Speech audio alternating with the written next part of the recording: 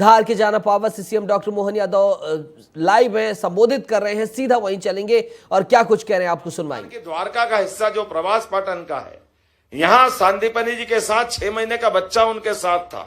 और जैसा होता है कि परमाणु वैज्ञानिक कोई बड़ा हो या कोई बड़ी प्रतिभा का अद्वितीय आचार्य हो, तो हर एक कोई चाहता उससे उसके लाभ अपने देश को कैसे मिले, उसको बंदी बना ले, उसके गुण से वो लाभ उठा ले।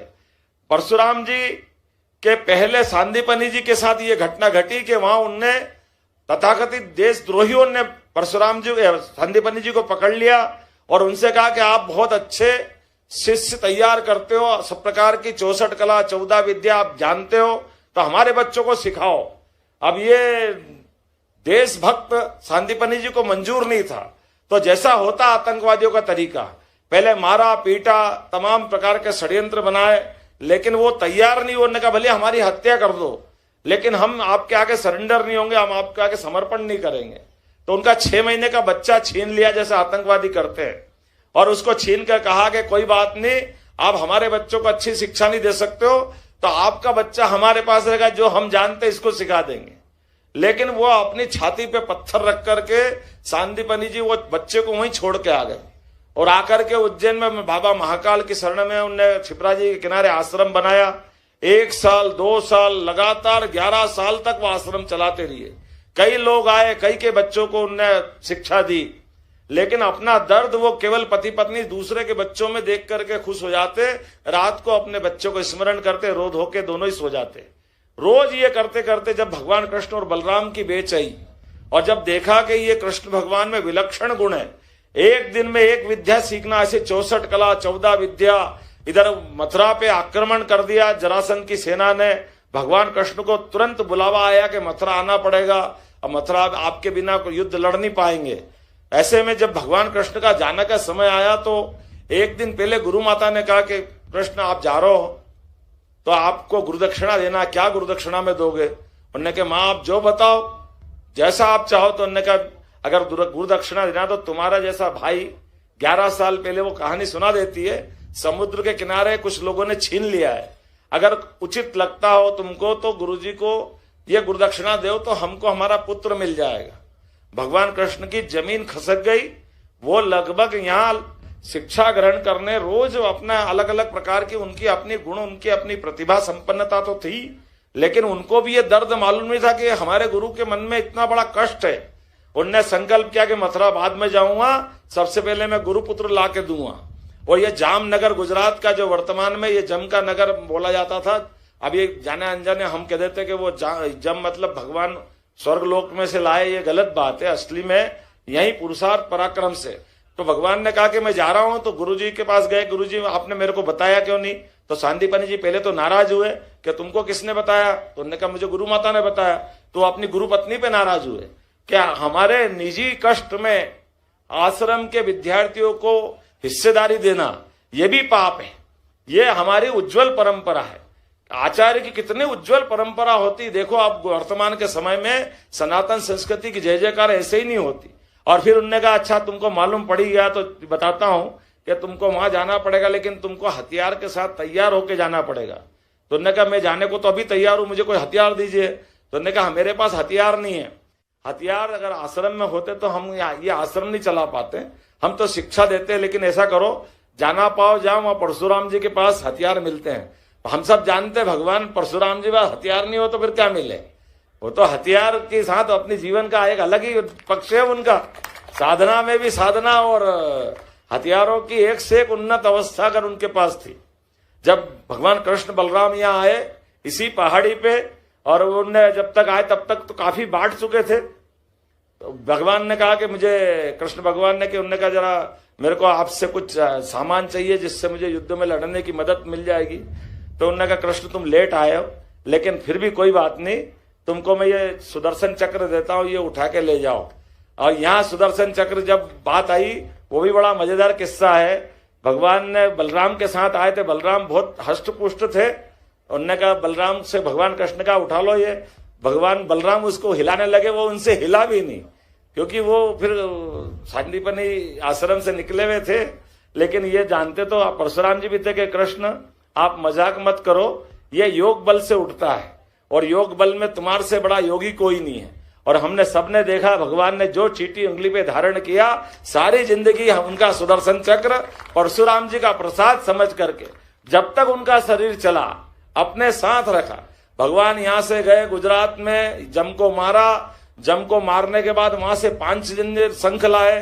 तो भगवान जब यहां से शिक्षा ग्रहण करके गए मथुरा, तो जीवन भर दो चीज उनके पास रही, एक पांचजन्य नाम का शंख और दूसरा सुदर्शन चक्र, और गुरुपुत्र को लाकर गुरुदक्षिणा दी। लेकिन ये बड़ी बात है कि परशुराम जी ने यहाँ सुदर्शन चक्र दिया है, ये इतिहास का हिस्सा है और ये दुनिया के सामने जाना चाहिए।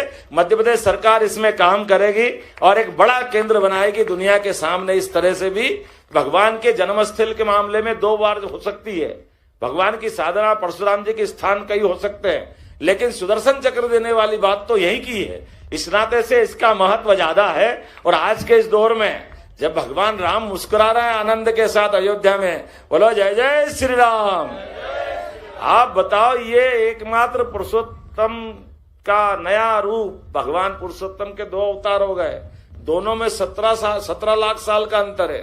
परशुराम जी हमको कहां दिखाई देते? राम जी के युग में भी, और परशुराम जी भगवान कृष्ण के साथ सुदर्शन चक्र में भी दिखाई देते हैं। ये है सनातन संस्कृति का आदिनांत।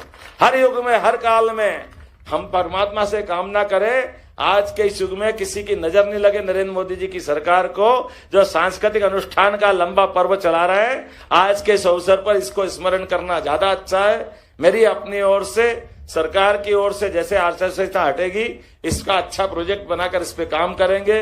हमने तय किया भगवान राम और भगवान कृष्ण की जहां जहां लीलाएं हुई है, जहां जहां इस प्रकार के कोई अलग अलग प्रकार की कोई ऐतिहासिक घटना है, उनको तीर्थ के रूप में डेवलप करेंगे। मेरी अपनी ओर से अक्षय तृतीया के अवसर पर परशुराम जी भगवान का आशीर्वाद हम सबको मिलता रहे। ये साधना स्थली भी है और संयोग है। माननीय कैलाश जी भाई साहब का जन्म दिवस भी है, जोरदार ताली बजाकर उनको भी अभिनंदन करें।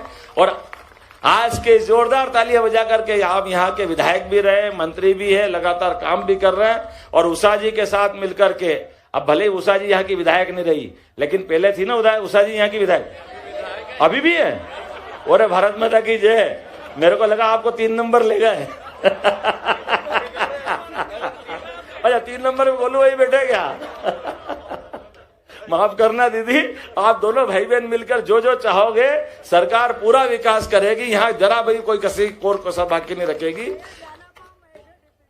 हाँ, एक बड़ा अच्छा प्रोजेक्ट आपने दीदी ने बताया कि महेश्वर से जाना पाओ तक के सभी किसानों के लिए ड्रिप इरिगेशन की योजना। इस योजना को अभी से मैं ये मान के चलता हूं आचार संहिता हटेगी और निश्चित रूप से ये योजना पूरी होगी। मैं आश्वस्त करता हूं क्षेत्र के किसानों का जीवन बदलने के लिए हम ऐसे काम लगातार करते रहेंगे। बोलिए परशुराम भगवान की, महाकाल महाराज की, गोपाल कृष्ण भगवान की। बहुत बहुत धन्यवाद और एक बार फिर आप सबको बधाई। बहुत बहुत धन्यवाद भाई साहब। मैं अंतिम में आभार व्यक्त करने के लिए हमारी क्षेत्रीय विधायक आदरणीय उषा दीदी से आग्रह करूंगा, सबका आभार व्यक्त करें।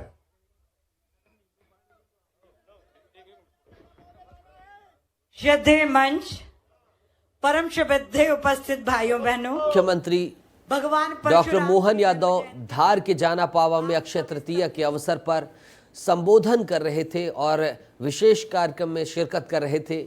इस दौरान उन्होंने जमकर सांस्कृतिक जो उत्थान है उसकी बात की, सांस्कृतिक महोत्सव की बात की और मोदी सरकार के साथ ही मध्य प्रदेश सरकार की तमाम जो चीज़ें थीं उन्हें सीएम डॉक्टर मोहन यादव ने बताया। छत्तीसगढ़ में स्वामी आत्मानंद स्कूल पर सियासत गर्मा गई है। स्कूल का नाम बदलने को लेकर आरोप प्रत्यारोप का दौर शुरू हो गया है। पूर्व मुख्यमंत्री भूपेश बघेल ने सोशल मीडिया पर पोस्ट किया है। स्कूलों का नाम बदलने का उन्होंने आरोप लगाया है। कांग्रेस नेताओं ने बीजेपी पर निशाना भी साधा है।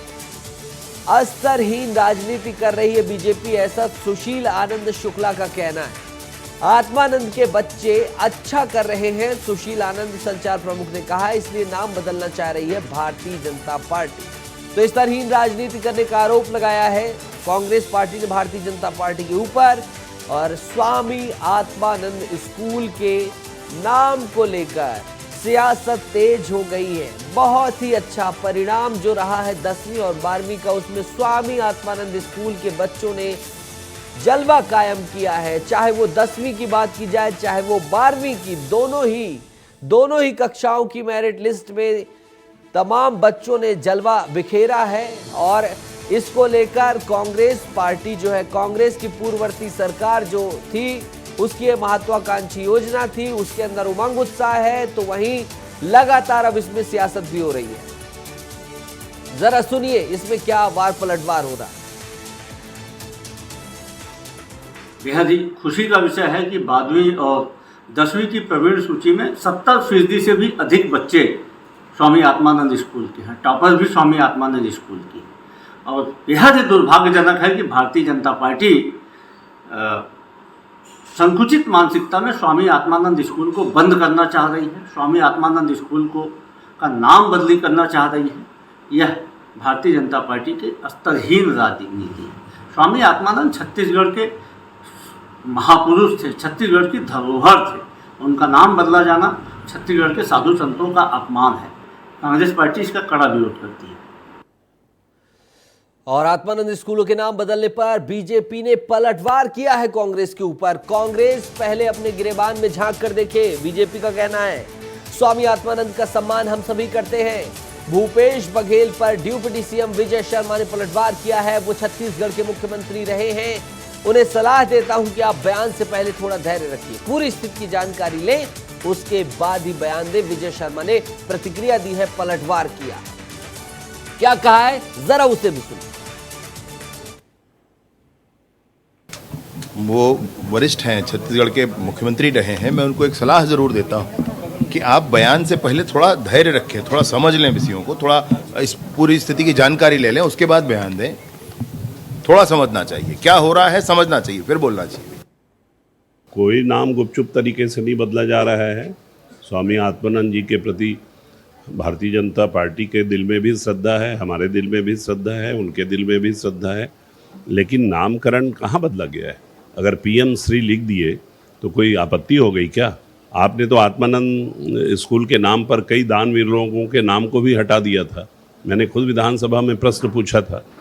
पंडित जनकलाल मोतीलाल पांडे तखतपुर में, जिन्होंने 50 एकड़ ज़मीन दान में दी, स्कूल भवन बनवाया, विनोबा भावे जिसका उद्घाटन किए थे, उसका भी नाम बदल के आत्मानंद कर दिए थे। तो पहले अपने तरफ देखो कि आपने क्या किया है, फिर दूसरों को दोष देना। और रोहित हमारे सहयोगी ज्यादा जानकारी के साथ सीधा जुड़ेंगे छत्तीसगढ़ की राजधानी रायपुर से। रोहित, सबसे पहले तो बताइए कि ये बात कैसे उठ गई, कहां आत्मानंद स्कूल, कौन, किसने बयान दिया कि जिसके बाद ये बखेड़ा खड़ा हो गया? क्योंकि अभी तक तो राजनीतिक हलके में ऐसा कोई मुखर होकर सामने नहीं आया है। किसने ये बयानबाजी शुरू की, कहां से आज नाम बदलने की सियासत शुरू हो गई और अब क्या चल रहा है, बताइए। नितेश, देखिए, जब भी सरकार बदलती है तो उसके बाद नाम बदलने को लेकर सियासत होती रहती है। अब क्योंकि 10वीं और 12वीं की जो सूची आई है, रिजल्ट आया है, उस पे जो स्वामी आत्मानंद स्कूल के बच्चे हैं उनका दबदबा रहा है। कई बच्चे ऐसे हैं जो टॉप मेरिट लिस्ट में सामने आए, जिसके बाद प्रदेश पे इसकी चर्चा शुरू हो गई है। कांग्रेस अपनी पीठ थपथपा रही है क्योंकि इस कांग्रेस के शासनकाल पे इस योजना को लॉन्च किया गया था। लेकिन दूसरी ओर वो ये कह रही है कि अब क्योंकि स्वामी आत्मानंद स्कूल के बच्चे अच्छा कर रहे हैं तो इसलिए भारतीय जनता पार्टी ये चाहती है उसका नाम बदल दिया जाए, उसका नाम बदलकर पीएम श्री रख दिया जाए, जिसको लेकर पूर्व मुख्यमंत्री भूपेश बघेल ने ट्वीट भी किया है। और ट्वीट करके साफ तौर पे उनका ये कहना है कि प्रदेश में गुपचुप तरीके से जो स्वामी आत्मानंद स्कूल है उनका नाम बदलकर पीएम श्री रखा जा रहा है। और उन्होंने इसे साधु संतों का और वीर पुरुषों का अपमान भी बताया है। और जनप्रतिनिधियों से जो अपील भी है वो की है कि तमाम लोगों वो उसका विरोध करें। लेकिन दूसरी ओर इस पर गृह मंत्री विजय शर्मा ये कह रहे हैं कि पूर्व मुख्यमंत्री हैं, कई बड़े नेता हैं और बड़े नेता होने के नाते उनकी जिम्मेदारी बनती है कि पूरे घटनाक्रम, पूरी चीज़ों का जो वो समझ ले, जानकारी ले, उसके बाद जो है वो बयान दे। साफ तौर पे उन्होंने नसीहत भी दी है कि पहले जानकारी लीजिए फिर उस पर बयान दीजिए। लेकिन अब उसके बाद से छत्तीसगढ़ की राजनीति पर आत्मानंद के नाम बदलने को लेकर चर्चा शुरू है। सुशील आनंद शुक्ला ये कह रहे हैं कि साधु संतों का अपमान हुआ है, स्वामी आत्मानंद के बच्चे अच्छा कर रहे हैं इसलिए नाम बदला जा रहा है। धर्मजीत सिंह जो भाजपा भाजपा के विधायक है वो कह रहे हैं किसी तरीके से नाम नहीं बदला जाता है। कांग्रेस जब इस योजना को लॉन्च की थी तो उस समय स्वामी आत्मानंद के नाम पे कई वीर पुरुषों का अपमान किया गया था। उनका जो स्कूल कई सालों से चल रहे थे, जो उन्होंने दान देकर स्कूल बनवाया था, उन स्कूलों तक का नाम जो है वो बदल दिया गया था। तो कांग्रेस पहले अपने गिरिबान पर झांक के देखो तो कुल मिलाकर अब चर्चा आत्मानंद स्कूल को लेकर नितेश शुरू है। लोग और राजनीतिक गलियारा इस पर लेकिन बातचीत आधार कर रहा नहीं है। है रोहित, अभी तक आधार नहीं है। अभी तक सत्ताधारी दल के द्वारा कोई ऐसा संकेत नहीं दिया गया है और हेलीकॉप्टर योजना को लेकर भी चीजें चल रही हैं। कुल मिलाकर सियासत के इर्द गिर्द अब 10वीं और 12वीं परीक्षा का रिजल्ट भी आ गया है और हेलीकॉप्टर को लेकर भी घेरने की कोशिश की जा रही है। तो बच्चों को आधार बनाकर कांग्रेस अब पूरी तरह से हमलावर दिखाई दे रही है। बिल्कुल, देखिए मतदान के दौरान पर नेताओं ने जिन हेलीकॉप्टर से प्रचार किया था, अब वो मतदान खत्म होने के बाद पे, चुनाव खत्म होने के बाद वो हेलीकॉप्टर सियासत पे लौट आया है। और सियासत पे लौट होने के साथ में, क्योंकि ये दोनों योजना, स्वामी आत्मानंद उत्कृष्ट स्कूल योजना और हेलीकॉप्टर की जॉय राइड, दोनों ही कांग्रेस सरकार की योजना थी। अब उसको यहाँ पर जो है, क्योंकि कुछ दिनों पहले मेरे बृजमोहन अग्रवाल से बातचीत हुई तो उन्होंने ये कहा था कि जॉय राइड के विकल्प में कोई नई योजना शुरू करेंगे, लेकिन ऑफिशियल पर इसको लेकर अभी कोई भी जानकारी नहीं आई है। और वहीं पीएम श्री को लेकर भी ऑफिशियल तौर पर प्रशासनिक हलके से कोई भी इस तरह का आदेश जारी नहीं हुआ है। तो राजनीतिक गलियारे इस पर चर्चा कर रहे हैं, खाली एक राजनीतिक विषय बनकर रह गया। लेकिन बहरहाल रोहित, ये भी एक चीज रह गई है कि अब तो मतदान बचा नहीं है, सियासत तेज हो गई है। इसका फायदा क्या है? ये सिर्फ बयानबाजियों तक ही सिमट कर रह जाएगी। लगता नहीं है कि इसका कोई नफा और नुकसान निकलने वाला है। चुनाव तो हो गए। तमाम जानकारी के लिए बहुत बहुत शुक्रिया रोहित, और बेहद ही महत्वपूर्ण जानकारी के लिए, अहम जानकारी के लिए। बहरहाल चिंता का विषय है और समझ से परे है कि अब चुनाव बीत गए, लेकिन स्वामी आत्मानंद स्कूल को लेकर वार पलटवार का सिलसिला क्यों जारी हो गया है, अभी तक कोई इसमें बयान नहीं आया सत्ताधारी दल का। जो भी सच्चाई थी हमने सब आपको बता दी। आगे बढ़ेंगे और बात करेंगे, बीजेपी नेता राधिका खेड़ा ने एक्स पर पोस्ट कर कांग्रेस पर खूब तीर चलाए हैं। राधिका ने एक्स पर लिखा है कि जब वो रोई तब कोई नहीं बोला, जब वो गिड़गिड़ाई तब कोई नहीं बोला, जब उनका वीडियो वायरल हुआ तब कोई नहीं बोला, जब न्याय मांगा तब कोई नहीं बोला, जब नेताओं के पास गई तो कोई नहीं मिला, अब जब अलविदा कह दिया तो सबकी जुबान चलने लगी। राधिका खेड़ा ने कहा है कि न आप बेटी के हुए न प्रभु श्री राम के हुए, अब लिख लो 4 जून के बाद किसी काम के भी नहीं रहोगे। तो राधिका खेड़ा तल्ख हो गई हैं और कठोर टिप्पणी अब कांग्रेस पार्टी के लिए कर रही हैं, उस दल के लिए जिसमें वो 22 साल तक रहीं, और अब उन्होंने कांग्रेस का दामन छोड़कर भारतीय जनता पार्टी का दामन थाम लिया है। प्रखर प्रवक्ता रही हैं और उसी प्रखरता से अब वो भारतीय जनता पार्टी का पक्ष रख रही है।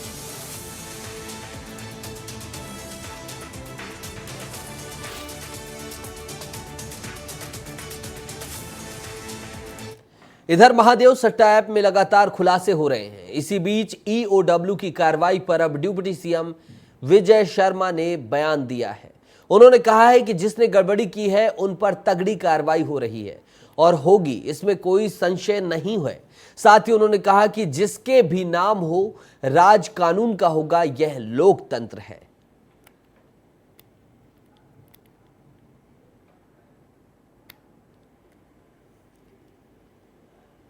भैया ईओडब्ल्यू की कार्यवाहियाँ तो ये है कि विगत 5 वर्षों में जो कुछ हुआ है जनता के सामने है, आपके सामने है।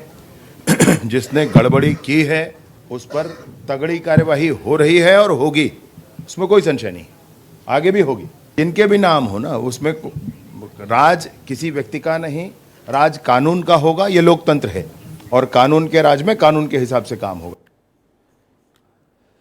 और बीजापुर से इस वक्त बड़ी खबर सामने आ रही है, जहां पुलिस और नक्सलियों के बीच मुठभेड़ हुई है। गंगालूर थाना क्षेत्र के पीडिया के जंगलों में यह मुठभेड़ हुई है।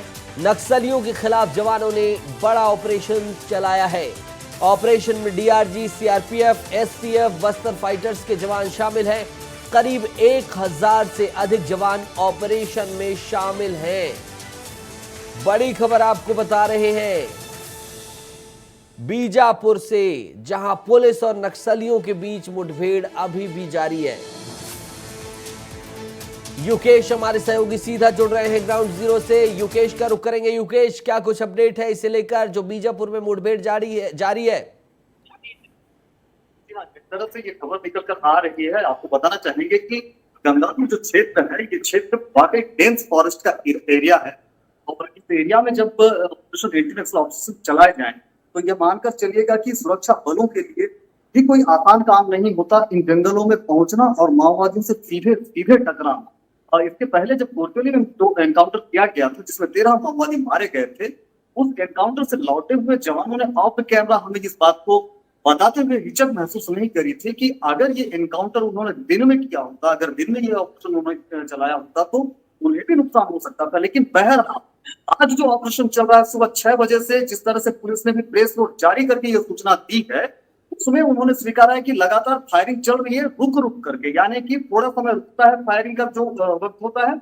यानी इसमें ये होता है कि माओवादियों पर जब जवान टूट पड़ते हैं, जब हल्ला बोल देते हैं, जब गोलीबारी जब तेज चल रही होती है तो माओवादी कहीं पीछे हटते हुए नजर आते हैं और पीछे हटते हुए रुक रुक कर गोलीबारी करते हैं।